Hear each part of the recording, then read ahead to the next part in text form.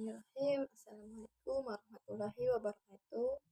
Perkenalkan, nama saya Puji Mutiara, mahasiswi dari Fakultas Agama Islam, Prodi Pendidikan Agama Islam, Universitas Islam Yusuf Tangerang.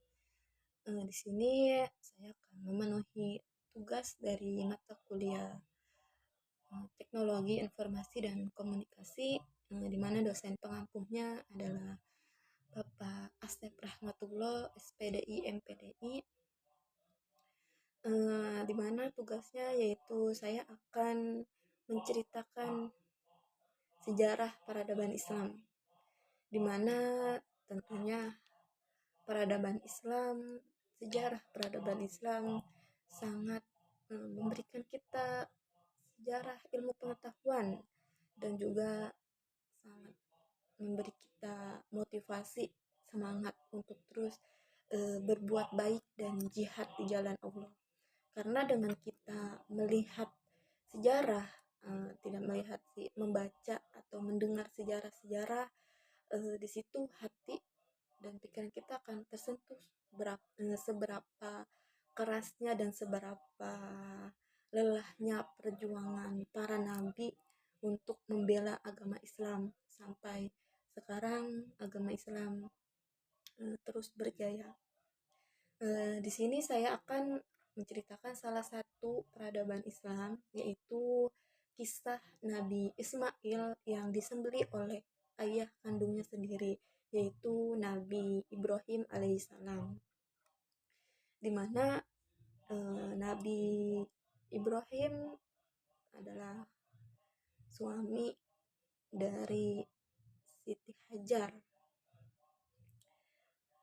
Beliau Nabi yang sangat dermawan, karena setiap kali Idul Adha Nabi Ibrahim selalu berkurban beratus-ratus sapi, beratus-ratus onta, dan beratus-ratus kambing.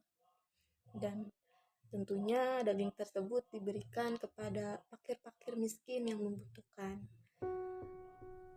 Tetapi Nabi Ibrahim belum dikaruniai seorang buah hati dari pernikahannya dengan Siti Hajar. Bertahun-tahun Nabi Ibrahim menikah, belum juga dikaruniai seorang putri atau putra, anak buah hati.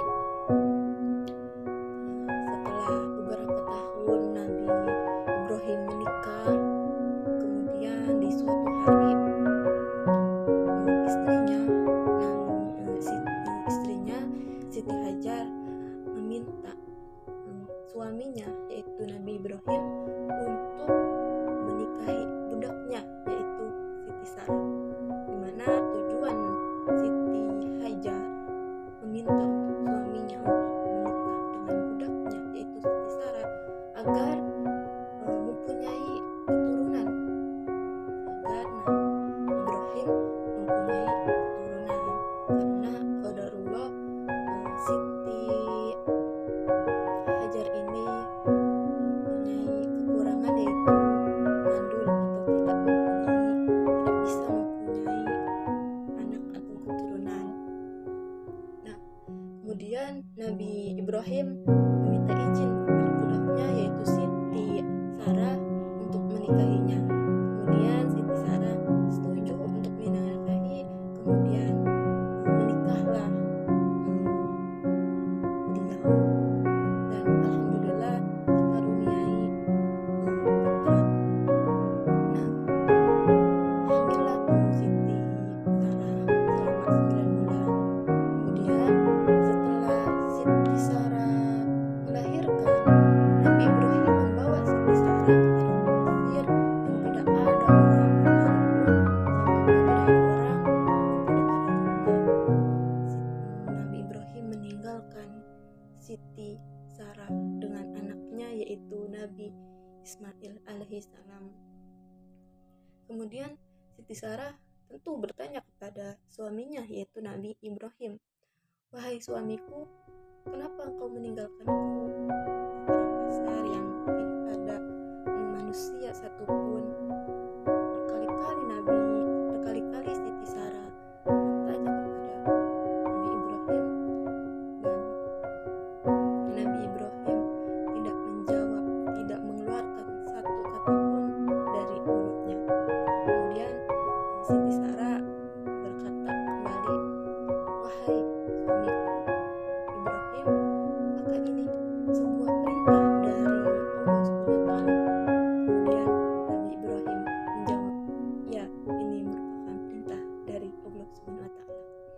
Kemudian Siti Sarah berkata, baiklah, kalau memang ini perintah Allah,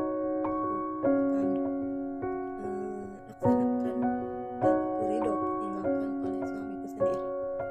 Nah, dimana kan itu padang pasir yang tentunya panas, tanpa air yang kekeringan pada saat itu. Nah, dimana ada dua bukit di situ, di suatu wilayah atau daerah situ. Nabi Siti Sarah mencari air tentunya untuk Siti Sarah tentunya mencari air artinya Nabi Ismail alaihissalam, karena pada saat itu Nabi Ismail kondisinya masih sangat kecil, yaitu bayi yang baru lahir beberapa hari.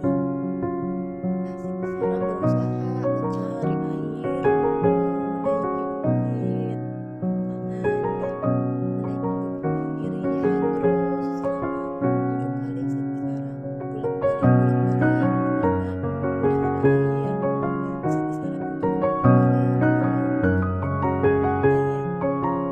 berdoa manusia orang tidak ada, karena memang itu wilayah yang tidak ada penghuninya, pokoknya sepi aja. Dan ketika Siti Sarah berbalik ke buah hatinya, yaitu Nabi Ismail, Siti Sarah sangat terkejut karena mengalirlah air di tanah, tepatnya di bawah telapak kaki Nabi Ismail. Tentunya itu sangat mengejutkan untuk Siti Sarah. Ternyata selama Siti Sarah mencari air, Nabi Ismail mengetuk tanah di bawah telapak kakinya, dan ternyata keluar air, sumber air, dan sekarang dinamakan air Zam-Zam, dan letaknya di samping Ka'bah. Nah, kemudian setelah Nabi Ismail besar, pulanglah Nabi Ismail dengan ibunya, yaitu Siti Sarah, ke rumah. Dan setelah Nabi Ibrahim dewasa, ternyata ayahnya Nabi Ibrahim mempunyai janji kepada Allah, di mana janjinya tersebut kalau Nabi Ibrahim mempunyai anak akan mengorbankannya, karena janjinya Nabi Ibrahim dia akan mengorbankan beribu-ribu hewan, beribu-ribu unta, sapi, dan kambing, sekalipun itu anaknya. Nah, setelah Nabi Ismail pulang, Allah pun menagih kepada Nabi Ibrahim. Mimpilah Nabi Ibrahim ditagih oleh Allah. Terus sampai 3 kali, ketika malam Nabi Ibrahim ditagih oleh Allah. Dan setelah itu Nabi Ibrahim memberanikan diri untuk berbicara kepada anaknya, wahai Ibrahim, ayah pernah berjanji kepada Allah SWT, di mana kalau ayah mempunyai anak, ayah akan mengorbankannya. Dan betapa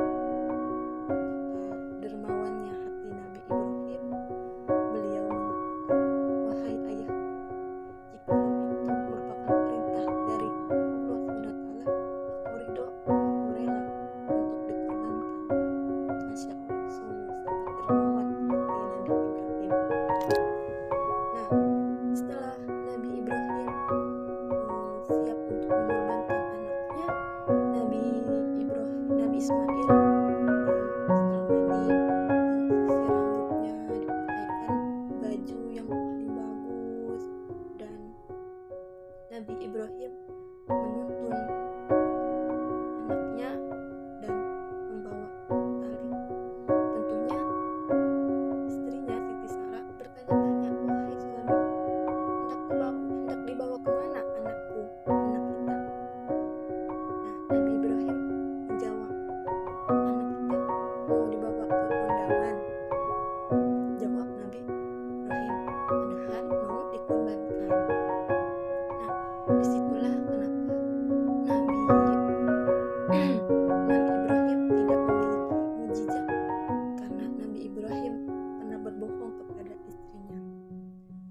tepatnya dengan Nabi Adam pernah berbohong kepada Allah SWT.